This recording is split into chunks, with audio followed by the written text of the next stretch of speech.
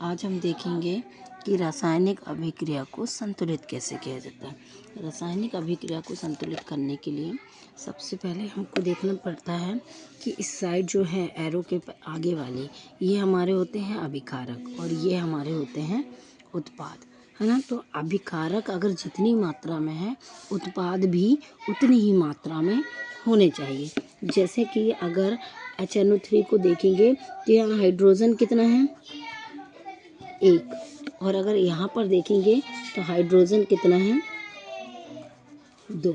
यहाँ पर हाइड्रोजन 2 है, यहाँ पर हाइड्रोजन 1 है। 2 कैसे हुआ, होल 2 है। तो ये जो 2 है ये इस ऑक्सीजन के लिए भी है और इस हाइड्रोजन के लिए भी है। आगे देखेंगे तो यहाँ पर जितने टोटल मिला के हमारे पास 3 हाइड्रोजन है। तो 1 यहाँ है, 2 यहाँ है और यहाँ पर कितने हाइड्रोजन हैं, यहाँ पर अगर हम देखें तो यहाँ पर हमारे पास हाइड्रोजन कितने हैं, 2 हाइड्रोजन है। तो अब इसको हमको क्या करना है, बैलेंस करना है।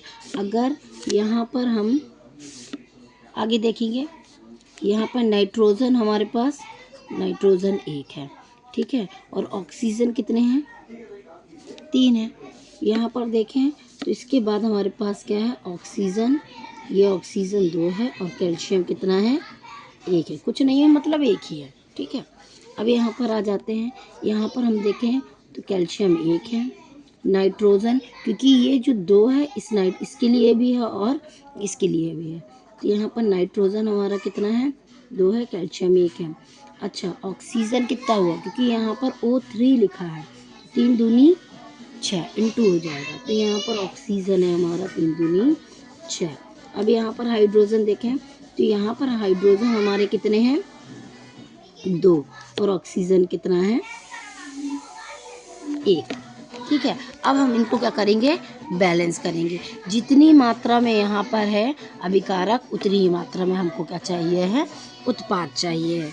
अगर हम यहाँ पर H हमारा और NO3 है ना, तो N कितना है, यहाँ पर N 2 है, यहाँ पर N 1 है। अगर हम इसके सामने यहाँ पर 2 लिख देते हैं, कितना लिख दिया हमने यहाँ पर, 2, तो देखो हाइड्रोजन की संख्या चेंज होगी। यहाँ पर 2 हाइड्रोजन और यहाँ पर 2 हाइड्रोजन, 2 मिलके कितने हो गए, 4। अगर यहाँ 4 हैं तो यहाँ पर भी H2O कितने होने चाहिए, यहाँ हाइड्रोजन 4 होने चाहिए। तो हमने यहाँ पर क्या लगा दिया, 2। तो ये क्या हो गया, 2 दूनी 4। अब ये तो बैलेंस हो गया। इसके बाद हम देखेंगे कि नाइट्रोजन कितने हैं, ठीक है। तो नाइट्रोजन यहाँ पर कितने हो गए, ये 2 और यहाँ पर नाइट्रोजन कितने थे, 2। तो नाइट्रोजन भी हमारे बैलेंस हो गए। आगे जाके देखेंगे ऑक्सीजन, यहाँ पर 3 है, यहाँ पर ऑक्सीजन 2 है, तो ये ऑक्सीजन कितने हो गए, 5। और यहाँ पर अगर हम ऑक्सीजन देखेंगे तो यहाँ पर ऑक्सीजन 1 6 है और यहाँ पर ऑक्सीजन 7 है, 7 नहीं 8, क्योंकि यहाँ पर 2 आगे हमने लगा दिया। तो ये कितने हो गए, कितने हो गए ये, अब ऑक्सीजन यहाँ पर कितने हो गए, 2। तो ये कितने हो गए, 2 ऑक्सीजन और यहाँ पर 6, तो ये 2 मिला के कितने हो गए, 8। अब यहाँ पर भी ऑक्सीजन कितने होने चाहिए, 8। तो यहाँ अगर देखेंगे तो 3 दूनी 6, 3 दूनी 6 हो गए यहाँ पर, है ना। और यहाँ पर कितने हैं, 3 दूनी 6 और 2 8। तो ऑक्सीजन भी हमारे क्या है, बैलेंस है। आगे देखो क्या बता, कैल्शियम, कैल्शियम 1 है, यहाँ पर भी कैल्शियम 1 है, ठीक है। तो हमारी ये जो रासायनिक अभिक्रिया है, ये हमारी रासायनिक अभिक्रिया संतुलित हो गई। सिर्फ हमने यहाँ 2 लगाया और यहाँ 2 लगाया, इससे ही संतुलित हो गई। अगला देखते हैं हम, यहाँ पर सोडियम कितना है, 1, ऑक्सीजन कितना है, 1, हाइड्रोजन कितना है, 1। आगे बढ़ेंगे, यहाँ पर हाइड्रोजन कितने हैं, 2, एस कितना है, 2 और ऑक्सीजन कितने हैं हमारे, 4। अब देखो ऑक्सीजन 1 और 4 मतलब टोटल 5 ऑक्सीजन है यहाँ पर। अब यहाँ पर अगर आते जाएं तो सोडियम हमारे पास कितना है, 2, यहाँ पर सोडियम 1 है, यहाँ सल्फर 1 और ऑक्सीजन कितने हैं, 4। यहाँ पर देखेंगे तो हाइड्रोजन हमारे पास कितना है, 2 और ऑक्सीजन हमारे पास है 1, ठीक। ठीक है। अब हम क्या करेंगे, चूँकि हमारे पास हाइड्रोजन यहाँ 2 है और यहाँ पर हमारे पास हाइड्रोजन 3 है, एक ये और 2 ये, तो यहाँ पर भी हाइड्रोजन 3 होने चाहिए। तो हम यहाँ एक तो लिख नहीं सकते, तो हम यहाँ पर क्या लिखेंगे 2। अगर हमने यहाँ पर 2 लगाया तो हाइड्रोजन कितना हो गया, 2 दूनी 4। अगर यहाँ पर 4 हुआ है हाइड्रोजन, तो हमको यहाँ पर भी हाइड्रोजन को क्या करना पड़ेगा, 4 करना पड़ेगा। अगर हम इसके आगे 2 लगाते हैं, है ना, इसके आगे अगर हमने 2 लगाया तो सोडियम कितना हो गया, 2। तो यहाँ भी सोडियम 2, यहाँ भी सोडियम 2, सोडियम तो बैलेंस हो गया।